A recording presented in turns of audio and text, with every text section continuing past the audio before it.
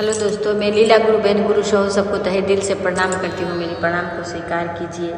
दोस्तों, आज मैं आप लोगों को एक कथा सुनाने जाऊँगी, जो कि कथा बहुत ही अच्छा है। आप लोग ध्यानपूर्वक कथा को सुने। अगर अच्छा लगे तो आप लोग ज़रूर हमें कमेंट में लिख कर बताएं कि कथा आपको कैसा लगा। तो चलिए हम कथा की ओर चलते हैं। एक ब्राह्मण थे, जो ब्राह्मण का जो है सो मतलब एक बेटी थी। तो बेटी थी तो वो अपना बेटी को हमेशा बोलती थी, अच्छे अच्छे बात सिखाते थे, अच्छा अच्छा गुण देते थे। तो बच्चा जैसे कि ब्राह्मण परिवार में देखिएगा, बहुत जो भी व्रत आता है सबके सब व्रत करते हैं। तो ब्राह्मण जी बोलते थे अपनी बेटी को कोई मतलब व्रत नहीं करने के लिए, लेकिन वो जो छोटी थी, छोटे से ही मतलब उसको इतना गुण भरपूर मिला था अपने माँ पिताजी से। तो उसे भी मन करता है कि मेरी माँ पिताजी सब व्रत कर रहे हैं तो मैं भी इस व्रत को रखूँगी। तो इसी तरह से एक दिन वैकुंठ एकादशी का व्रत आया। तो वो बोली अपनी माँ से कि माँ मैं भी इस व्रत को रखूँगी, आप लोग सब व्रत रहते हैं, मुझे भी व्रत रहना है। तो माँ बोली कि बेटा अभी तुम बहुत छोटी हो, तुम बड़ी हो जाओगी तो इस व्रत को रहना, तुम इस व्रत को करना, अभी छोटी हो। तो बहुत हट करने लगी। बोली नहीं माँ, मुझे भी इस व्रत को करना है, मुझे भी करना है। तो फिर माँ उसके जिद के सामने में माँ जो है सो हार मान गई। बोली ठीक है बेटा, अगर तुम व्रत करना चाहती हो तो ठीक है, तुम करो। तो वो व्रत रही, तो छोटी थी, 7 साल की थी और व्रत रही।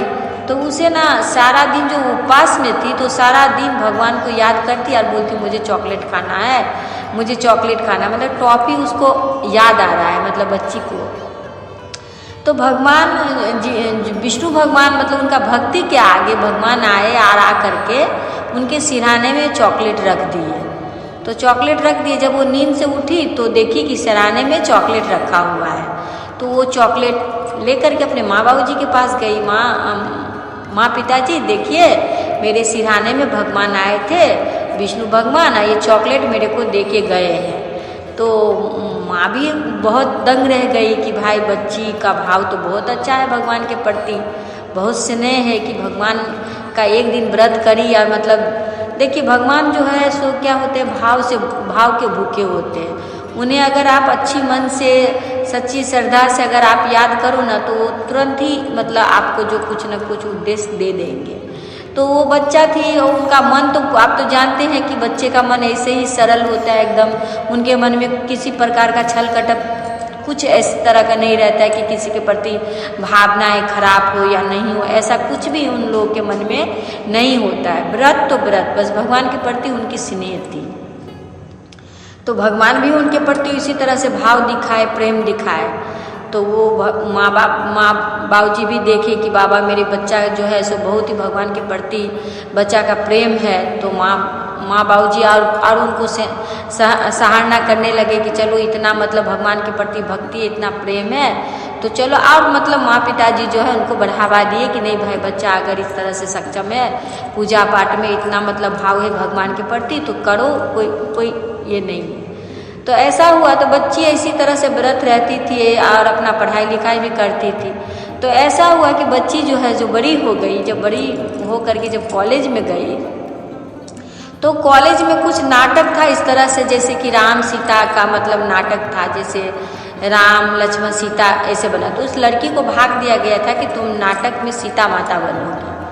तो वो सोची कि मैं सीता माता बनूंगी तो मेरे लिए तो कपड़ा नहीं है, मतलब पोशाक, जो सीता माता का जो साड़ी आता है वो पोशाक नहीं है। मैं माँ बाबूजी से बोले, माँ बाबूजी बोले बेटा मेरे पास अभी पैसा नहीं है कि मैं आपको ले दूँ।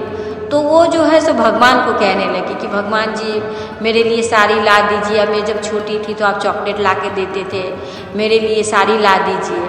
तो मतलब कितना भी वो मतलब भगवान को बोली, पर भगवान उनका बात नहीं सुना और उसे नहीं ला करके दिए साड़ी।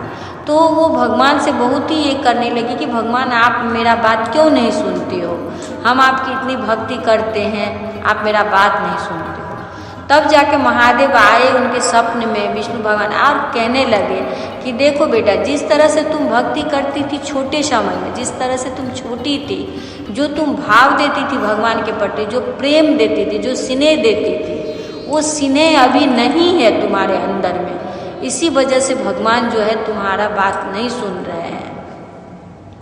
लेकिन भगवान को मतलब भगवान जब आए तो भगवान से कहने लगे कि भगवान मतलब क्या कमी है मुझ में। तो कहने लगे भगवान जी कि देखो बेटा, तुम्हारा जो जितनी बड़ी होती गई तो दिन दुनिया संसार के इसमें हम आ गए, आने के बाद हम लोग का क्या होता है, मन थोड़ा मतलब जो है दूसरा तरफ होने लगता है। संसार का छोटे वाला में क्या है, खाओ और जो चीज़ को माँ बोला है कि ऐसा करना है तो बस उसी चीज़ को हम लोग रटते रहते हैं कि नहीं हमें ये ऐसा करना है, माँ बोली ऐसा करने के लिए तो ऐसा ही करेंगे।